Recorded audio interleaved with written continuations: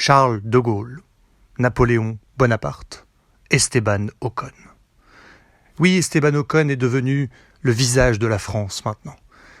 Et il nous a fait rêver ce week-end grâce à une qualification exceptionnelle le samedi, qui l'a propulsé à une 4e place, puis une 3e après la pénalité de Charles Leclerc. Et il nous a transformé ça en un podium. Mamma mia, tu nous as fait vibrer. C'était beau, Esteban, c'était beau, c'était magnifique, c'est ce qu'on veut voir tous les week-ends, c'est du grand Alpine, c'était beau, incroyable. Bienvenue sur le second podcast d'Enfin Bon, je m'enflamme beaucoup. Voilà le budget du premier, les retombées économiques incroyables grâce au contact de CNN, Fox News, MBTV, Podcast Junior, nous a permis d'alimenter ce deuxième podcast qui va nous permettre de parler du Grand Prix de Monaco. Ce week-end, un beau Grand Prix de Monaco, franchement, après 2 Grands Prix, on s'est vraiment ennuyé. Ça faisait du bien de revenir sur un vrai circuit, avec des qualifications tout simplement exceptionnelles le samedi qui nous ont fait vibrer. Et puis un dimanche de course assez palpitant sur une partie de la course grâce à l'arrivée de la pluie qui a quand même bien pimenté tout ça. On va décortiquer tout ça en 3 phases. Dans un premier temps, on va parler d'Alpine et d'Ocon qui nous ont fait un parcours exceptionnel ce week-end. Puis on va aborder le sujet épineux Pérez qui a complètement loupé son week-end et qui vient probablement de s'aborder ses chances au titre qui étaient assez maigres puisqu'il s'est fait... là il a perdu 25 points. Et puis on va aborder dans un dernier point cette course un petit peu particulière du dimanche avec cette arrivée de la pluie et on va analyser les bons et les mauvais choix un peu qui ont été faits des différentes écuries. Quelle démonstration ce week-end d'Esteban Ocon. Il nous a fait vibrer le français tout simplement tout le week-end grâce à des grandes qualifications, le tour parfait en qualification le samedi et un dimanche tout en gestion, tout en souplesse, tout en puissance, magnifique, une belle défense bien placée, voilà, magnifique. On était sur un circuit donc très atypique, le circuit de Monaco, très exigeant avec des rails très proches où tout se joue le samedi, on le sait, à Monaco, c'est un circuit très atypique où les rails sont très proches, où il est très très dur de dépasser. Donc ça veut dire que tout se joue le samedi puisque les qualifications vont figer un peu cette grille, puisqu'il y aura très peu de dépassements, voire quasiment aucun dépassement, on peut le dire le dimanche. Donc il s'agit de sortir le tour parfait, à la limite, frôler les rails. Et ça, Esteban Ocon, il a su le faire sur ce samedi pour sortir un tour tout simplement incroyable sur son Alpine et aller décrocher cette 4e place sur la grille qui finalement se transformera en 3e après la pénalité de Charles Leclerc. Et puis c'est un week-end aussi incroyable pour Alpine en général, parce que Gasly a quand même fait une qualification plutôt solide aussi, qualification 7e sur la grille. Et derrière, ils ont converti tous les deux, du coup, en finissant 3e, 7e. Voilà, il y a eu un week-end extrêmement solide. Et bizarrement, ça coïncide quand même avec l'énorme coup de pression du patron Rossi, qui le nouveau directeur d'Alpine qui a été engagé pour un peu secouer un peu l'équipe, qui, il est vrai, avait des attentes plutôt élevé quand même en début de saison et a eu quelques loupés. On a retrouvé quand même des loupés un peu de l'année dernière. Il a très bien résumé dans une vidéo que je vous conseille de regarder sur le Canal+, où il y a une interview. Pendant 5 minutes, il starshoot la totalité de l'équipe, une sulfateuse. J'ai jamais vu ça. Même Schwarzy dans Terminator 3, il bute moins de personnes. C'est une boucherie. Il fait passer un message très clair à Alpine. Alpine stagne. Alpine a un budget quand même important, presque aussi important que les top teams, et aujourd'hui n'arrive pas à rivaliser ces top teams parce qu'il y a des erreurs en fait, tout simplement. La voiture, c'est vrai, elle n'était pas forcément au niveau de ce qui est attendu pour être devant, donc pour rivaliser avec les Mercedes, les Ferrari, ce qui a été le cas ce week-end, mais globalement ils sont en dessous. Et Rossi a voulu mettre un énorme coup de pression, autant dire qu'il l'a fait de manière subtil mais direct.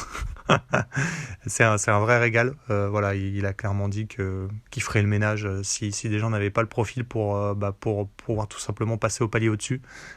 Il a raison, je pense, parce qu'Alpine, entre l'année dernière et cette année, Le début de saison est pas vraiment prometteur. Il promet un peu une stagnation et l'écurie peut peut-être pas se permettre ça, surtout qu'il y a des investisseurs énormes derrière. Il le résume très bien, c'est un demi-milliard qui sont investis aujourd'hui dans Alpine par Renault, donc c'est vraiment pas possible. Donc il faut faut qu'il y ait une montée petit à petit de l'écurie, faut que dans la hiérarchie et qu'elle vienne régulièrement titiller les grandes écuries, et c'est ce qui s'est passé ce week-end. Sur un Grand Prix qui a été maîtrisé, sur un week-end de course qui a été maîtrisé, grâce à un formidable Esteban Ocon et un plutôt très bon aussi finalement Gasly qui a su ramener les bons points là où il fallait. Voilà, l'écurie Alpine qui prend 21 points ce week-end, c'est énorme, grâce au podium d'Esteban Ocon bien sûr. Et Esteban, je pense que c'est la conclusion d'un week-end qui va lui donner un souffle nouveau. Esteban, il arrive à nous sortir comme ça des petites pépites de temps en temps sur des grands prix sur lesquels il se sent à l'aise. Ce week-end, il était parfaitement à l'aise et il allait chercher ce qu'il fallait entre les tripes. Si Esteban Ocon est allé chercher ses tripes, il y en a un qui est plutôt parti les arracher pour les jeter dans une poêle et mettre un paquet d'épices dessus. C'est Sergio Pérez, qui est complètement passé à côté de son week-end et qui vient tout simplement probablement d'hypothéquer ses chances de championnat du monde, puisque maintenant il est à 40 points du néerlandais. On va essayer de résumer le week-end de Sergio. Un week-end raté de A à Z à Monaco, c'est très simple. Il y avait un manque de confiance, je pense, qui s'est vu. Pendant les essais déjà, assez en retrait par rapport à son coéquipier, mais aussi déjà en difficulté comparé à des Mercedes, à des Ferrari, voire des Alpines. Donc Sergio, déjà, pour des qualifications, on le situait plutôt sur une 5e place autour de cet endroit-là. Plutôt essayer de limiter les dommages plutôt qu'autre chose. Et en fait, en qualification, il s'est sabordé dès le début. Il s'est complètement loupé dès le début des qualifications. Il s'est envoyé dans le mur. Et là, plié lième, il s'est envoyé 20e direct. Donc forcément, 20e à Monaco. Pas possible de dépasser. Donc forcément, il a hypothéqué ses chances. Et on savait déjà que c'était, même avec un miracle, il n'aurait pas fini dans le top 10. Donc il n'y avait plus de points. Terminé, bonsoir. C'est fini pour le Mexicain. Est-ce qu'il s'est mis une trop grande pression parce qu'il était attendu probablement sur ce week-end de course parce que c'est un circuit de ville et que le Mexicain a un beau palmarès sur les circuits de ville, que ce soit Monaco, je pense à Singapour, je pense à Bakou. Voilà, il a démontré de belles choses. Est-ce que c'est pas surtout le fait qu'il se soit pas remis de Miami ? Je pense qu'il s'est tout simplement pas remis de ce début de parade, introduction de will.i.am en chef d'orchestre qui nous fait l'entrée des pilotes. Moi, j'ai regardé ça 40 secondes, j'ai failli me taillader les veines. Donc, je sais pas, pour les fans de F1, si vous avez envie de voir ça, franchement. En plus, will.i.am, c'est Black Eyed Peas. Il a fait des belles choses dans sa vie. Pourquoi on fait ça ? Franchement, je sais pas. C'est un manque de respect à toute la société, américaine et française, quand on fait ça, mais bon. Donc très compliqué. Non, je pense que Miami, il a pris un coup de massue, peut-être parce que son coéquipier est parti en milieu de grille, qu'à la régulière, il avait un rythme supérieur, Max Verstappen, et il l'a battu. Est-ce qu'il n'est pas arrivé justement avec la pression de devoir faire un gros coup à Monaco, très attendu justement parce que sur les circuits de ville, il est bon, et il s'est mis une trop grande pression, il est passé à côté de son week-end de toute façon complètement, de A à Z. Le dimanche aussi, il a ramé... il est allé percuter 2-3 voitures en plus en essayant des manœuvres, des manœuvres de fond de grille. De toute façon, est-ce qu'on peut lui en vouloir ? Et quand il est 20e, il faut bien tenter des choses. Mais forcément, il n'y a plus rien à gratter. Et puis à la fin, alors là, un peu le clou du spectacle pour lui, on a commencé à lui mettre en fait des pneus pas au bon moment, on va dire, pour un peu tester la piste pour son coéquipier. Donc pour être sûr que Max ait les bons pneus au bon moment, donc on a donné par exemple à Sergio des intermédiaires un peu plus tôt que prévu alors que c'était pas encore les bonnes conditions, et puis à la fin on lui a carrément donné des pneus pluie sur une piste qui n'était pas totalement trempée, où tout le monde était en pneus intermédiaires et il n'y avait pas vocation à aller sur des pneus pluie, mais c'est pas grave, on l'attend puisqu'il est en fond de grille. C'est logique, je veux dire, c'est lui qui s'est mis dans cette situation. Mais forcément, ça fait un peu mal quand même. Tu es devenu un banc d'essai pour que ton coéquipier avec qui tu es censé te battre pour le championnat te colle 25 points pour sûr. Tu consolides sa place, quoi. Donc il a dû être ravi de cette situation, ravi de son week-end, Sergio. Malheureusement, on n'y croit plus trop du tout, hein. Là, il y a 40 points maintenant. Il n'y a plus que le Mexique pour y croire. Et comment ne pas parler de ce samedi de qualification exceptionnel qui, franchement, en toute sincérité, en toute objectivité, nous rappelle que la Formule 1 est le plus grand sport automobile de tous les temps, tout simplement. Là, on a vibré sur une pole exceptionnelle sur ce circuit mythique de Monaco. Une pole qui a changé 4 fois. Incroyable, avec des top pilotes qui ont frôlé les rails et qui nous ont fait totalement vibrer sur cette dernière minute de qualification exceptionnelle, magique, tout simplement. Alors, avant de revenir sur l'intensité de l'émotion procurée par cette qualification, je vais revenir sur d'abord ce faux débat qui a été relancé sur les dépassements à Monaco. Alors en fait, c'est un faux débat qui avait déjà été plus ou moins lancé l'année dernière, hein, puisqu'avec le nouveau concept aérodynamique des voitures 2022, celles-ci sont plus larges et plus lourdes, voilà, en général. Ce qui est vachement bien, parce que c'est écologique pour déplacer une masse, du coup, tu mets plus d'énergie dedans, donc c'est vrai qu'on est sur la bonne voie, comme on dit. Non, donc le souci, c'est que les voitures sont devenues plus larges, donc et forcément pour les dépassements, c'est plus compliqué. On a surtout fait ça pour créer plus d'adhérence, donc pour qu'il y ait des dépassements dans les virages. Il s'avère qu'à Monaco, du coup, on a encore moins de possibilités de dépassement puisque les voitures sont plus larges. Maintenant, je ne vois pas l'intérêt de balancer un débat pendant des heures là-dessus. En fait, Monaco, on n'a jamais pu dépasser. Même quand les voitures étaient moins larges, en fait, des dépassements, on peut les compter sur les bouts des doigts. Surtout pour des places importantes. Moi, je me rappelle d'un Lewis Hamilton à l'agonie sur ses pneus, avec un Max Verstappen qui revient sur lui. Je ne sais plus si c'est 2020, il me semble, 2020 Monaco, où il est près de 2 secondes et demie au tour, moins vite que Max Verstappen. Donc là, on est en 2020, je crois. En tout cas, on est avant 2022, c'est sûr. Et les voitures étaient moins larges. Jamais Max Verstappen n'a pu le passer. Il a essayé 2-3 tentatives suicides, mais ça ne passe pas. Et puis après, on avait des commentateurs aux anges. Oh là là, on a vécu une belle bataille. Non, mais en fait, ils vont pas se dépasser. Je veux dire, il n'y a pas la place. Soit tu fais une attaque suicide et tu t'appelles Tsunoda. Tu vas taper et tu essayes de finir sur 3 roues, tu t'en fiches. Du moment que tu grattes un point. Soit, en fait, tu restes derrière. Mais c'est extrêmement compliqué, quasi impossible, de dépasser à Monaco. Et c'est pour ça, d'ailleurs, qu'on a autant d'intensité sur ces qualifications. C'est pourquoi ce samedi revêt autant d'importance sur ce circuit qui est atypique. C'est qu'à Monaco, c'est la qualification qui compte. Ça veut dire que sur un tour, on doit absolument tout donner. On doit frôler les rails sans jamais les percuter pour aller chercher la meilleure place sur la grille, tout simplement. C'est comme quand tu passes ton bac. Voilà, ça sert à rien d'avoir des bonnes notes dans toute l'année si tu te foires au bac, quoi. Globalement, c'est un peu la même chose. Bon, à notre époque, parce que en fait, maintenant, il y a le suivi continu. Donc, c'est vrai que si tu as des bonnes notes toute l'année, tu t'en sors pas trop mal. Ouais, c'est un peu dégueu, mais bon, c'est comme ça. Donc, et c'est pour ça qu'il y a autant d'intensité dans ces qualifications, dans ce samedi-là. C'est qu'il faut justement extraire le maximum de performance en frôlant les rails. Et c'est là qu'on voit vraiment les pilotes les plus en confiance. Et c'est incroyable à voir. C'est incroyable à voir. Les on-board à l'intérieur, on voit à quel point là, on a vraiment les sensations des vrais pilotes de course. On voit à quel point ils sont sur la limite, à l'extrême, ils frôlent les rails. Et on l'a vu sur cette qualification, mais dantesque, il faut le dire. Cette dernière minute, avec Ocon qui vient prendre cette première place. Déjà, l'Alpine qu'on n'attendait pas là. Ocon qui vient nous sortir un tour exceptionnel de son chapeau, qui prend la pole. Puis Leclerc qui l'en déloge. Puis Alonso qui vient déloger Leclerc. Tout ça dans un mouchoir de poste de 80 millièmes de seconde. Et puis Max Verstappen, le dernier qui est encore sur la piste, à s'élancer, qui nous fait les 2 premiers secteurs plutôt moyens, corrects. Et il a 2 dixièmes de retard sur Alonso et qui nous sort un dernier secteur à la Max Verstappen.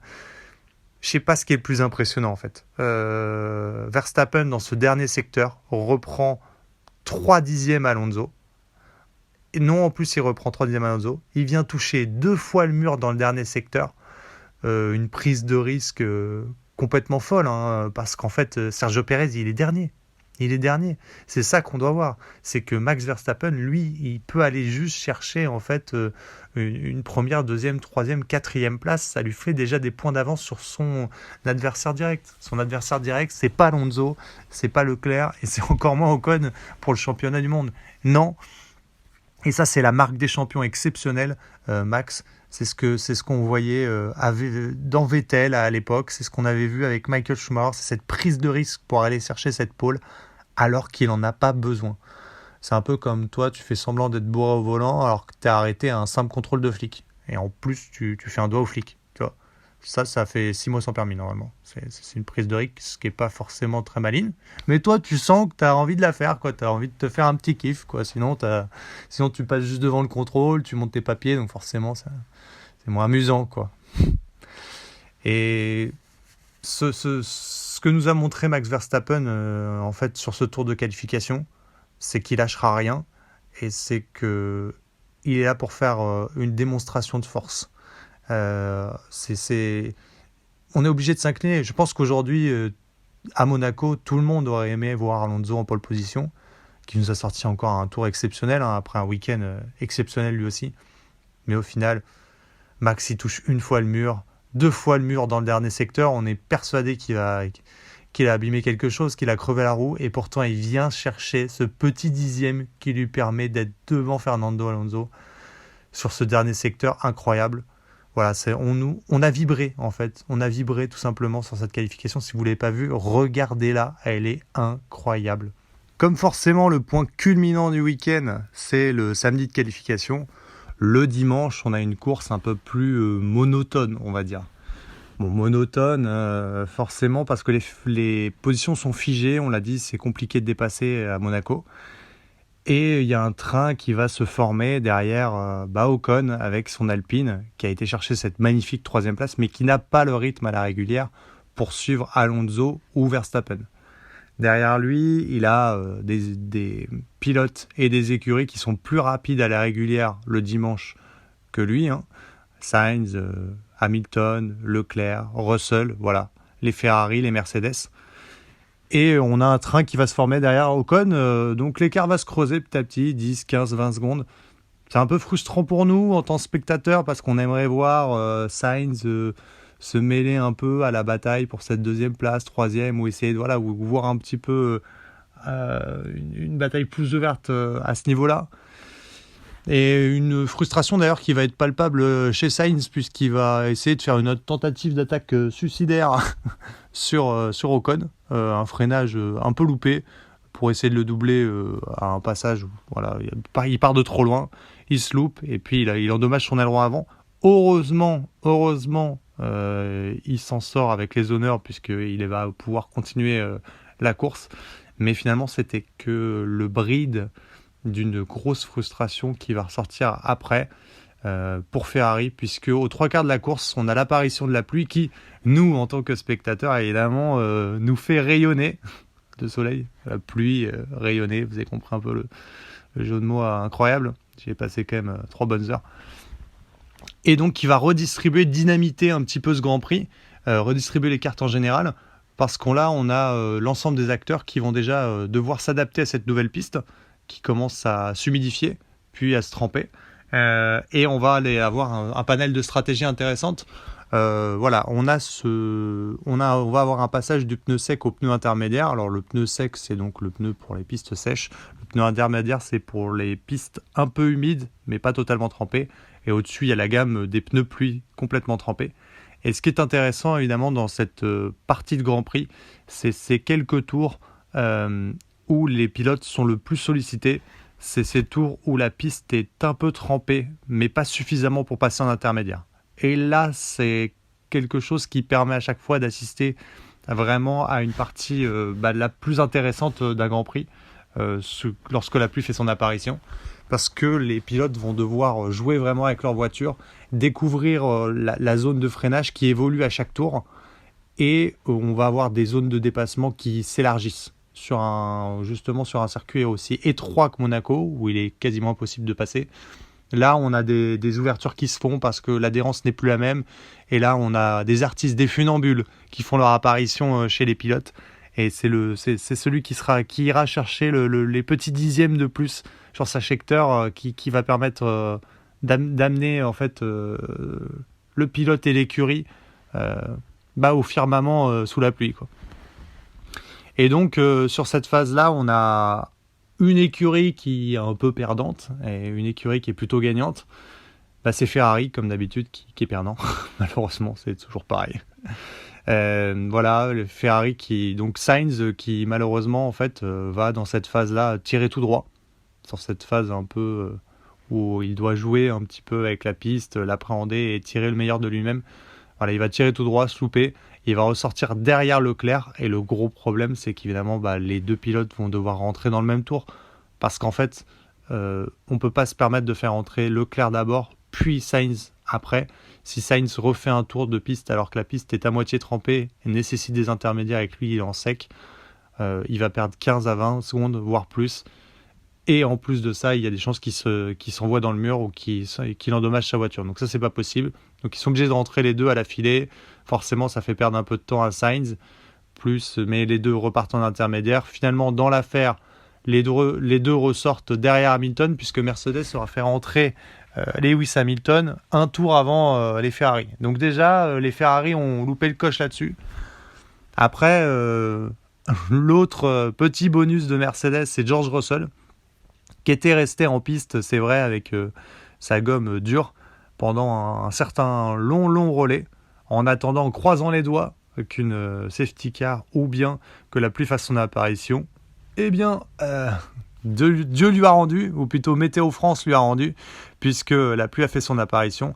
Et forcément, lui, là où il n'est pas encore rentré au stand, et il va rentrer au stand juste pour changer de train de pneus et mettre les intermédiaires, les autres aussi vont devoir le faire, et finalement, il économise un arrêt au stand. Donc voilà un week-end assez frustrant pour Ferrari, qui en plus de ça, quand même, a déjà loupé en fait de donner l'information à Charles Leclerc pendant la séance de qualification de l'arrivée de Norris, ce qui fait que pendant les qualifications, Leclerc a involontairement bloqué Norris et il a écopé d'une pénalité de 3 places, ce qui fait que Leclerc, avec cette belle 3e place sur la grille, aura été rétrogradé à cette 6e place, ce qui fait que Ferrari termine 6e et 8e. Encore une fois, c'est frustrant. Encore une fois, Ferrari est distancé petit à petit de Mercedes et d'Aston Martin. Enfin, plutôt de Mercedes et d'Alonso, parce que Lance Stroll, là, en fait, déjà, Lance Stroll, il est en roue libre, total. Mais alors là, dès qu'il y a eu la pluie, il a levé les mains en l'air et il a dit moi, je conduis plus. Lance Stroll aux abonnés absents. Alors, on savait que Lance Stroll n'était pas un pilote d'exception, je vous rassure. On savait qu'il allait se prendre une dérouille par Alonso sur une année. Mais alors là, à Monaco, il était au top, franchement. Des qualifs anonymes à une 14e place, complètement perdu pendant tout le Grand Prix. Dès que la pluie fait son apparition, il lève les mains, il attend de percuter un mur. Lance Stroll aux abonnés absents. Du coup, il a même pas un quart des points de son coéquipier, ce qui commence à être quand même un drame du coup en comparatif. Pour l'instant, c'est quand même une 2e place. C'est une 2e place au constructeur aussi, puisque Aston Martin, avec 120 points, est 2e, même s'ils sont en danger de Mercedes, parce que Stroll décide de ne plus marquer de points. Donc c'est vrai que c'est emmerdant. Déjà qu'il n'en marquait pas beaucoup par rapport à son coéquipier. Mais chez Aston Martin, il y a surtout une sacrée bonne nouvelle qui est arrivée, c'est l'arrivée de Honda en partenaire. Et pour moi, ça, c'est un signe quand même très très important de la montée en puissance d'Aston Martin. Honda, ils ont quitté la F1 en fait avec le sacre de Red Bull en 2021. Une décision qui avait été prise en amont, bien sûr, parce qu'ils voulaient quitter en fait le concept du moteur hybride. Et ils sont revenus pour le thermique. Qu'on soit clair, Honda n'est pas revenu pour Aston Martin, mais Honda est revenu pour faire des moteurs thermiques en F1. Maintenant, ils ont choisi de le faire avec Aston Martin. Et ça, c'est une marque forte, je trouve, parce qu'Honda a marqué en fait la F1 récemment en montrant qu'ils Ils avaient développé un moteur très abouti, très puissant. Et aujourd'hui, s'ils décident de repartir avec Aston Martin, c'est qu'Aston Martin a donné des gages, et ça se voit, en termes de performance, en termes d'infrastructure, en termes de pilote, de présence de Fernando Alonso. À part le Canadien, bien sûr, la Poutine n'est pas au rendez-vous, mais Fernando est là. Et je pense que c'est quand même des indices clés qui indiquent bientôt qu'Aston Martin fera probablement partie des top teams que sont Mercedes, Ferrari et Red Bull sur le long terme. Voilà, ce n'est pas qu'un passage. Je crois que Aston Martin est en train de s'inscrire dans une performance de long terme en haut de l'affiche. Ça, c'est une bonne nouvelle pour Fernando et pour nous. Voilà, c'est terminé pour ce podcast. Je vous donne rendez-vous à Barcelone, le lieu des essais réguliers des F1. En fait, pendant très longtemps, il y a eu beaucoup d'essais sur ce circuit. Donc, c'est là qu'on va attendre les évolutions majeures. Vous vous rappelez, donc, les évolutions, elles devaient venir à Imola. Elles sont venues en fait seulement à Monaco pour Mercedes. Honnêtement, on ne peut pas en tirer grand-chose. Le circuit est trop atypique. C'est compliqué de dire si Mercedes a vraiment progressé, fait un bond ou quoi que ce soit. Là, on va vraiment le voir. Tout le monde apporte des évolutions majeures à Barcelone. Donc, on va pouvoir voir un peu s'il y a des mouvements dans la hiérarchie. Alors, par contre, on risque quand même de bien s'ennuyer. Donc, préparez votre sieste. C'est un circuit où généralement, il y a du bon et du mauvais. Alors, le très bon, c'est qu'en fait, généralement, c'est un circuit qui est très parlant en termes de hiérarchie. C'est-à-dire qu'on a les vrais écarts entre les écuries et ça permet d'avoir de la lisibilité en fait sur les vrais écarts de performance entre les écuries pour le reste de la saison. Généralement, c'est un circuit parce qu'il est bien composé, il y a des lignes droites, il y a des virages rapides, il y a des portions lentes. Voilà, il comporte un peu tout ce qui se trouve dans la saison. Donc c'est un bon indicateur. Après, par contre, le truc qui va être très pénible, je pense, c'est qu'on s'ennuie sur ce Grand Prix à mourir chaque année. Parce que les écarts en fait sont énormes. Je veux dire, en fait, ce circuit est tellement représentatif des performances que si Red Bull est premier, je peux vous annoncer que là, Red Bull va être premier. Je vois bien déjà les Red Bull 1 et 2 avec 30 secondes d'avance sur le reste. Voilà, et des écarts assez grands entre chacune des performances avec des dépassements. Bon, bah voilà, quand il y en a besoin, mais à moins qu'on soit un peu dynamité par les pneus, mais bon, j'ai peur que ça vienne surtout pénaliser juste Ferrari, qui va se retrouver à se faire dépasser par les autres. Voilà, mais bon, honnêtement, on va pas s'attendre. Voilà, ce qui va être intéressant, c'est la phase d'analyse surtout de toutes ces évolutions qui vont être apportées sur les 3 top teams qu'on surveille, hein, donc Aston Martin, Mercedes et Ferrari. En tout cas, je vous donne rendez-vous à Barcelone, avec enfin bon bien sûr.